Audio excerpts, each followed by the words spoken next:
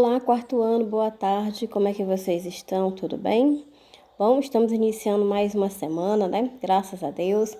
Hoje, segunda-feira, dia 26, e vamos, né, darmos continuidade ao nosso conteúdo. Então, pegue o livro de vocês, abram na página 31, para a gente fazer a conferência dessa atividade, né? Então, eu vou fazer aqui a leitura do que se pede, né? A gente viu um esquema, que esse esquema é chamado de mapa mental, tá? Então, ele diz assim, reúna-se com um colega e juntos escreva as outras informações que podem ser obtidas ao analisar esse mapa mental. Então, o mapa mental que temos como palavra central água. Mas aqui da água tem a natureza, os 3 estados físicos, né? Ela é potável, ela está na geleira, onde nós podemos encontrá-la, né? Nos oceanos e mares, nos rios, lagos, lençóis subterrâneos, né? Corpo dos seres vivos. Então, temos várias coisas quais nós podemos pegar para trabalhar. Eu sugeri a água potável, mas vocês poderiam pegar qualquer outro que estivesse relacionado à água, tá certo? Bom, então eu trouxe um conceito de mapa mental, para que a gente pudesse depois ver alguns exemplos que eu trouxe sobre mapas conceituais. Bom, o mapa conceitual representa visualmente as relações entre ideias. Na maior parte das vezes, os conceitos são retratados como círculos ou caixas unidos por linhas ou setas que contêm palavras para demonstrar como as ideias se conectam. Né? Como está aqui no exemplo, está sendo conectado através de setas. O mapeamento conceitual é uma ferramenta para organizar e estruturar conhecimentos, certo? Quarto ano, integrando informações novas e antigas para possibilitar uma melhor retenção e compreensão, né? De um determinado assunto.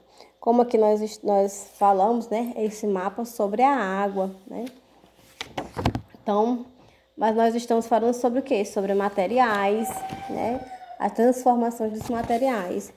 E a água, ela passa por várias transformações. Olha só aqui um modelo, né, de como nós poderíamos colocar, né? Como as caixinhas aí. Olha só, lá em cima poderia botar qual é o termo principal e depois as suas conexões aí, poderíamos puxar. E eu trouxe aqui um exemplo, né? Onde nós temos como central água, o tema água. Então, aí pode ser, a água pode estar poluída, água tem vários rios, água pode ser da chuva, a água pode ser, né, dos oceanos, a água está nos mares, né? A água está nas cachoeiras. A água é vida. A água pode ser líquida. A água pode ser gasosa, né? A água é potável e a água é, né, cada um. E temos um segundo modelo também sobre a água, né? Olha só, nós temos aí vários raminhos aí. Olha só, parecido até com o que nós temos no livro. A água é encontrada em 3 estados físicos. Aí temos aí, ó, que são gasoso, líquido e sólido. Água, né, deve ser potável para evitar a extinção dos seres vivos. Água, né, de onde vem? Aí temos aí, ó, lençóis subterrâneos, da chuva, né, das geleiras. Então, aí a gente pode ver, né, 2 modelos de que poderíamos fazer, tá certo? Como resposta da página 31. E vamos agora lá para a página 32, onde nós vamos falar sobre transformações da matéria, né? Como a matéria está se transformando, ela se transforma. Então, acompanhe a leitura aí na página 32, certo? Bom, Então, ele diz assim: como acontece com a energia, a matéria que forma os objetos e os corpos não pode ser criada nem destruída, apenas transformada. Essa propriedade recebe o nome de indestrutibilidade da matéria, tá? Então, quando a gente diz assim, no conceito, né, de indestrutibilidade da matéria, e pode ser o quê? Pode ser, né, verificado, como nós temos aí, vocês podem estar pegando aí um dicionário e pode verificar, né, por meio do processo de formação da ferrugem, né, em uma palha de aço. Olha só aí. Primeiro, nós temos aí essa imagem, vocês estão vendo? Né? Uma imagem da mesma porta, tiradas em épocas diferentes. Digamos, essa primeira porta aí foi logo que colocou. 5 anos depois, 6 anos depois, você vai lá e olha, tira uma foto e vê qual é o estado em que ela está, né? Já tá bem diferente, tá? Cheia de ferrugem. Então, aí tá acontecendo o quê? Tá acontecendo uma transformação, né? Essa matéria está passando por uma transformação, certo? Bom, aí continuando ainda, né? Vocês podem observar, né? Como eles vejam aí, né? E vocês podem estar fazendo um exemplozinho, né? Uma pesquisazinha. Pegue 2 palhas de aço. Uma vocês botam uma cada uma em cada prato e deixem uma seca e a outra vocês molham um pouco e deixem passar, né? Passar alguns dias. Depois vocês vão olhar, de passar um dia, depois você vai olhar, ver o que acontece. Então tem assim. Você notou a diferença entre as 2 imagens? A gente percebe, né? Lá em cima, as 2 portas. Bom, parte do ferro do portão transformou-se em ferrugem com o passar do tempo, né? Aí, o que é ferrugem? Bom, ferrugem é material formado da reação do ferro com o gás oxigênio com a água, tá certo? Houve uma transformação aí no caso da palha de aço virou ferrugem.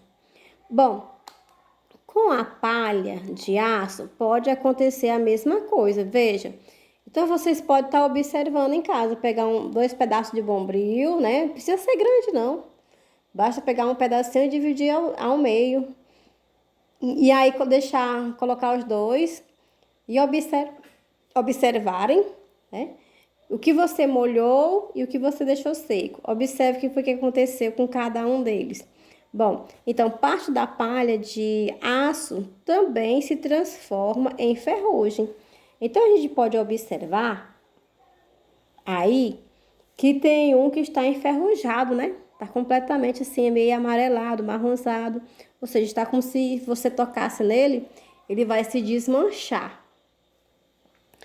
Bom, pense nas seguintes questões. A ferrugem pode voltar a ser palha de aço?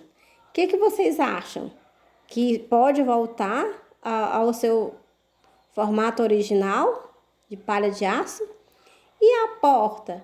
Existe algum produto que faça o ferro se formar novamente?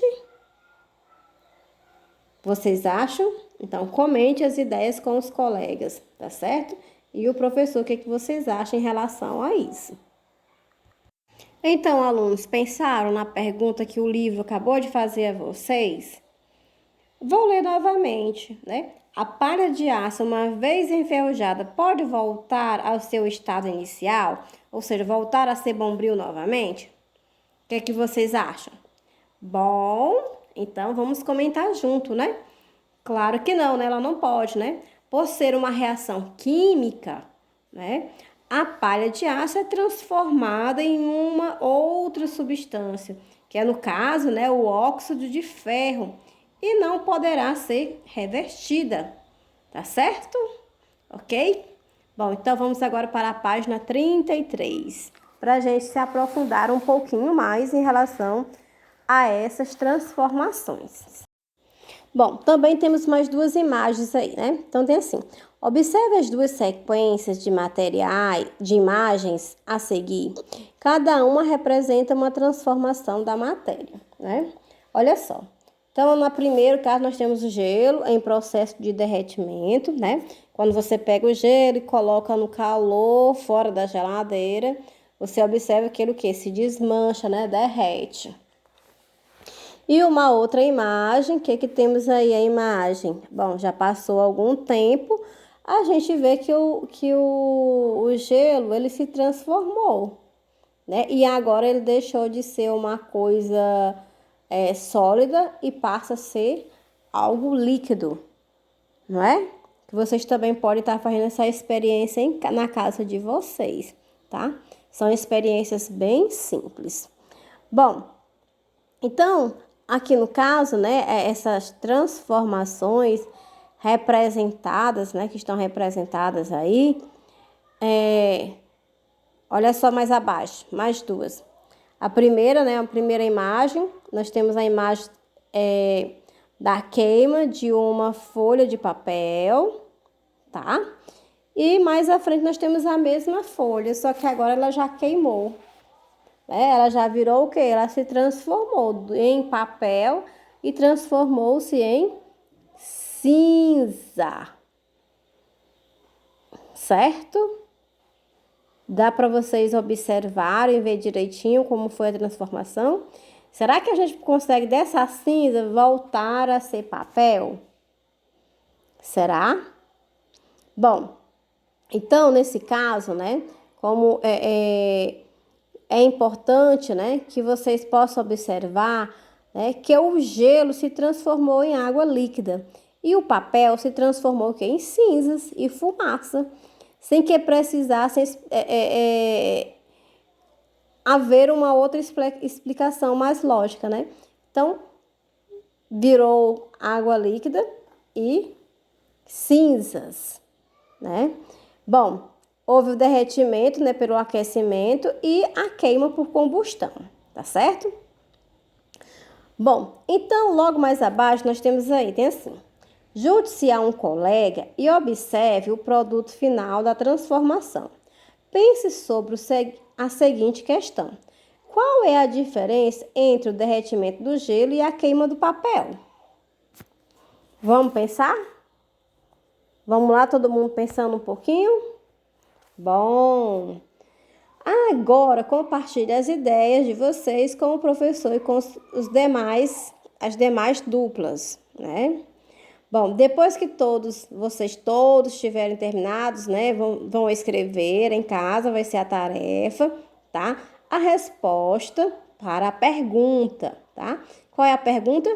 Qual é a diferença entre o derretimento do gelo e a queima do papel? O que vocês podem observar entre um e o outro?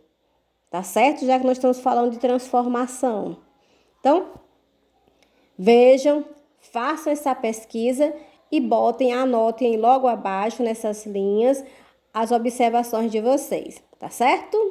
Bom, então, crianças, nós terminamos por aqui a nossa aula de hoje e na próxima aula será uma aula ao vivo, tá certo? Que será a aula de sexta-feira. Então, até lá e aguardo a participação de todos vocês, tá certo?